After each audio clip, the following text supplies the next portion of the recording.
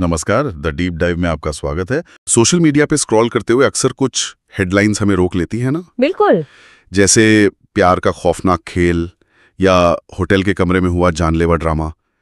ऐसी हेडलाइंस पर क्लिक तो हो जाता है, लेकिन असल कहानी कहीं पीछे ही छूट जाती है। आज हमारे पास लुधियाना, पंजाब से आई एक ऐसी ही खबर से जुड़े कुछ स्रोत हैं।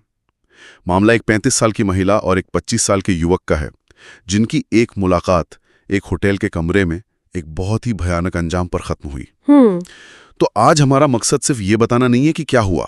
हम इन स्रोतों की मदद से उस सनसनीखेज परत को हटाकर ये समझने की कोशिश करेंगे कि उस बंद कमरे के अंदर असल में हुआ क्या होगा। और ये करना बहुत जरूरी है। उस पूरी घटना का क्रम क्या था और कैसे एक मुलाकात मौत में तब्दील हो गई। तो चलिए इस कहानी की परतें खोलते हैं और देखते हैं कि सुर्खियों के पीछे की सच्चाई क्या है। बिल्कुल, क्योंकि ऐसी कहानियों में कौन सही था कौन गलत से ज्यादा जरूरी ये समझना होता है कि हालात इतने खराब हुए कैसे। हमारे पास जो मीडिया रिपोर्ट्स और पुलिस की शुरुआती जानकारी है वो हमें एक तस्वीर तो देती है। हमारा काम उस तस्वीर के हर हिस्से को जोड़कर देखना है, किरदारों से लेकर उनके बीच के विवाद और उस आखिरी घातक पल तक। अच्छा, तो कहानी का सिरा यहां से खुलता है। दो लोग, एक होटल का कमरा लुधियाना में, एक 35 साल की महिला और एक 25 साल का युवक। पहली नजर में ये एक निजी मुलाकात लगती है। शायद वो एक दूसरे को पहले से जानते थे या हाल ही में मिले थे। स्रोत इस पर ज्यादा जानकारी नहीं देते, लेकिन ये साफ है कि वो अपनी मर्जी से वहां मिले थे। बिल्कुल। शुरुआती कुछ घंटे शायद सामान्य ही रहे होंगे, लेकिन रिपोर्ट से जो बात सामने आई है वो ये कि इस मुलाकात का मकसद सिर्फ वक्त बिताना नहीं था। दोनों के बीच शारीरिक संबंध बने और यहीं से कहानी ने गंभीर मोड़ लेना शुरू कर दिया। यहीं पर एक उम्मीद या शायद एक मांग सामने आई जो पूरे माहौल को बदलने वाली थी। और वो मांग थी शादी की। हाँ। रिपोर्ट्स के मुताबिक महिला युवक पर शादी करने के लिए दबाव बना रही थी। अब यहाँ पर थोड़ा रुकते हैं।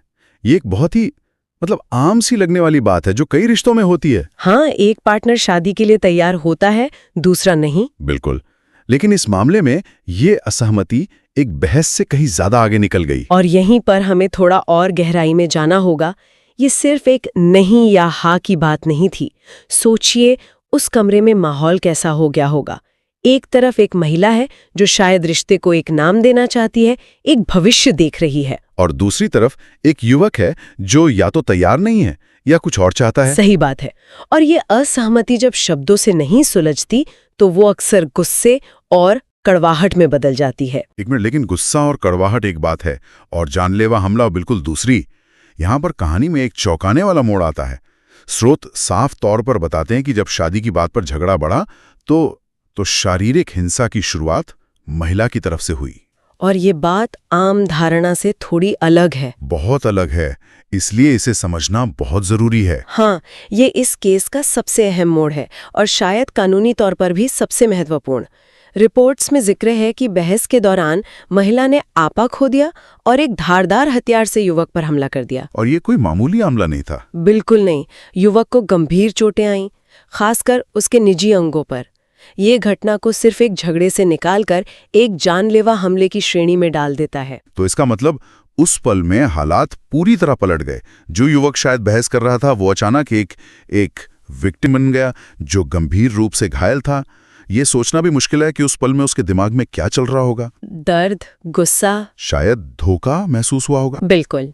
और मनोविज्ञान भी यही कहता है कि जब कोई इंसान अचानक और गंभीर हमले का शिकार होता है तो उसकी सोचने समझने की शक्ति कुछ पलों के लिए खत्म हो जाती है। उस वक्त सिर्फ दो ही भावनाएं काम करती हैं, या तो बचाव या फिर पलटवार। और इस मामले में स्रोतों के अनुसार घायल युवक ने पलटवार किया। उसने गुस्से या शायद दर्द में महिला का गला घोंट दिया, जिससे उसकी मौत हो गई। तो अगर हम पूरे घटनाक्रम को एक लाइन में पिरोएं, एक निजी मुलाकात, शादी को लेकर असहमति, महिला द्वारा किया गया हिंसक हमला और फिर बदले की भावना से या आत्मरक्षा में युवक द्वारा की गई हत्या। ये एक ऐसी त्रासदी है जिसमें मिनटों के अंदर दो जिंदगियां तबाह हो गई।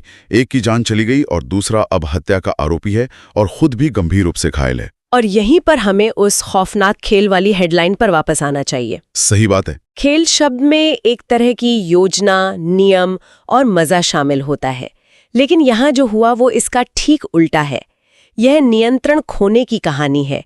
यह दिखाता है कि कैसे कुछ मिनटों का गुस्सा और हिंसा किसी की पूरी जिंदगी पर भारी पड़ सकती है।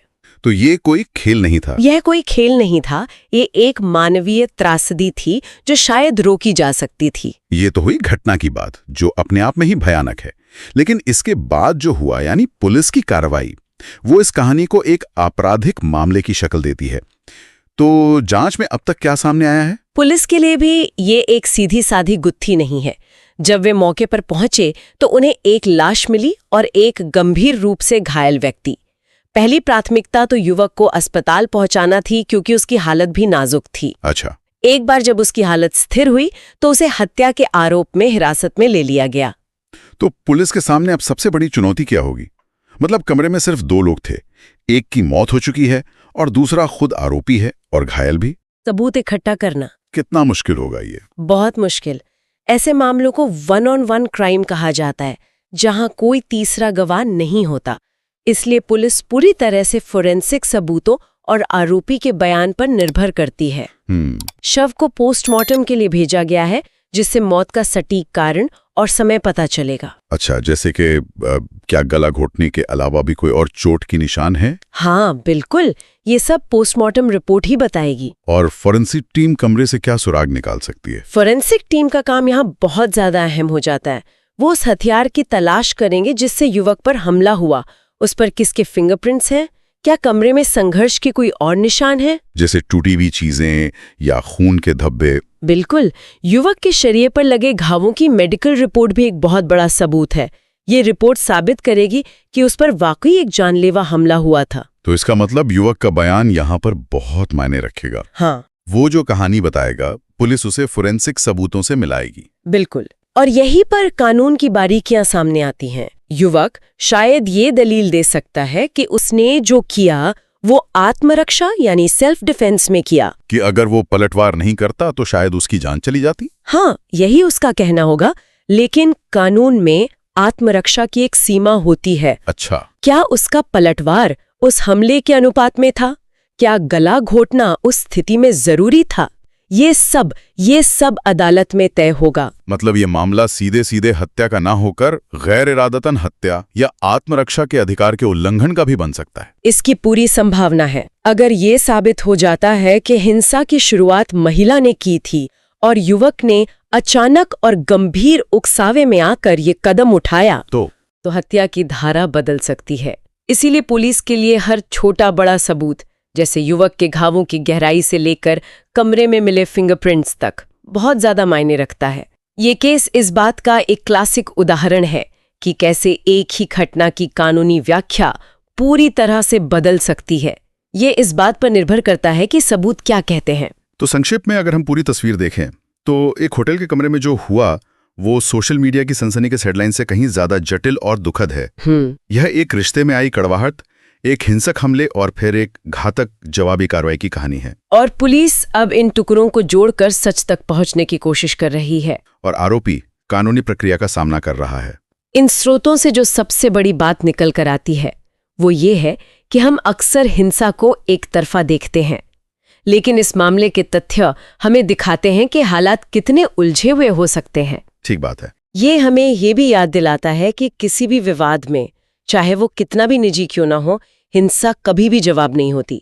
एक बार जब हिंसा शुरू हो जाती है तो उसे नियंत्रित करना लगभग नामुमकिन हो जाता है और उसका अंजाम हमेशा विनाशकारी होता है। और अंत में एक विचार जिसके बारे में सोचा जा सकता है। ये स्रोत हमें घटना का क्या और कैसे तो बता देते हैं। हमें पता है कि शादी को लेकर विवाद हुआ, हमला हुआ और फिर हत्या हुई, लेकिन ये स्रोत उस क्यों की गहराई में नहीं जाते। बिल्कुल। वो कौन से सामाजिक या व्यक्तिगत दबाव थे कि एक 35 साल की महिला को शादी के लिए इतना दबाव बनाना पड़ा, और वो कौन सी वजह थी कि एक 25 साल के युवक की ना इतनी हिंसक हो गई और फिर उस पर हुआ हमला इतना घातक बन गया। ये वो सवाल है जो हमें समाज के तौर पर खुद से पूछने चाहिए, क्योंकि ऐसी घटनाएं किसी एक बंद कमरे में होती जरूर हैं, लेकिन उनकी जड़ें अक्सर बाहर हमारे समाज में ही होती।